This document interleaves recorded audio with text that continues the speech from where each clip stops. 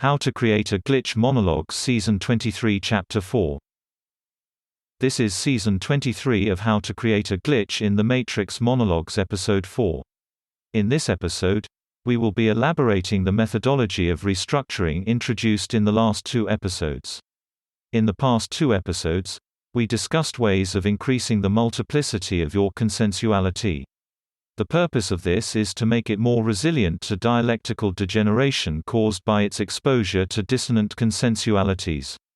To reiterate, restructuring is the crafting of statements which possess multiple meanings by way of linear multiplicity. That is, the words of the statement can be assigned multiple consistent meanings, which produces a statement with multiplicity. To start out, it is important for any non-native English speakers listening to understand that if you are translating this to your language, you will have to translate the statement in multiple ways so that the text becomes bifurcated. This is not a glitch but an essential property of a restructuring statement. For example, the statement, "I made a novel stand," must be translated in at least 5 ways, because the words in English, novel and stand have associations or meanings which are not the same as the associations or meanings in another language, say French. This means that the statement is untranslatable into one consistent, coherent statement in your language. It must be translated into the many meanings created by the multiple meanings of the words. This is not a mistake. It is an essential feature of a restructuring statement. That being said, in any language where words have multiple, divergent, meanings, restructuring statements can be produced.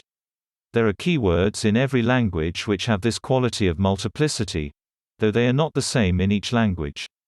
The second thing that must be said is that if you add to the statement, what I call compound restructuring, it becomes increasingly difficult to maintain all the meanings, as the context of the statement is revealed by the addition of further material. For example, if you add, "I am sanguine," to the statement, "I made a novel stand," the meaning is narrowed by the restrictions of the first statement, which delimits the meanings of the second statement. Nevertheless, if you use single-meaning statements, statements with less multiplicity, the result won't be necessarily to delimit the meanings of the multiplicitous statement. It really depends upon whether the added statements reveal a context for the multiplicitous meanings to attach themselves. Ultimately, the goal of restructuring is to destroy the context, as set out in the complete series. Thus, if your first language is not English, it will be obviously difficult to find a single translation of such a restructuring statement. Now, if you were to construct multiple statements and use them together as mantras, you would want to repeat each statement the number of ways that it has separate meanings.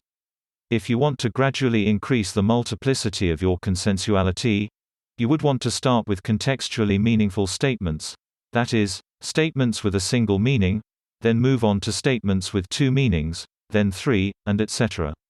Each statement would have the quality of multiplicity to a great degree, which would gradually step up your consciousness. By then following the ascending phase with a descending phase, that is from the highest multiplicity statement you have crafted down to the next highest, and so on and so forth, until you reach a single meaning, you are gradually expanding and contracting your consensuality. This exercise has the added benefit of teaching you to cope with the adjustment to your consciousness created by the process. In effect, it is almost a form of meditation, or altered state of consciousness. Thus, one must be careful in the particular fashion that they follow the process. The next step in the process of restructuring would be learning to communicate in multiple levels. Thus, finding a partner, you could experiment with compound restructuring. Using the various statements you have crafted, you could communicate those statements to a partner, linking your responses to particular restructuring statements, as best you can, to preserve all the meanings. Obviously, the first step to doing this would be to create a particular lexicon in your language, a dictionary of words with multiple meanings, that you can use to craft your multiplicitous statements.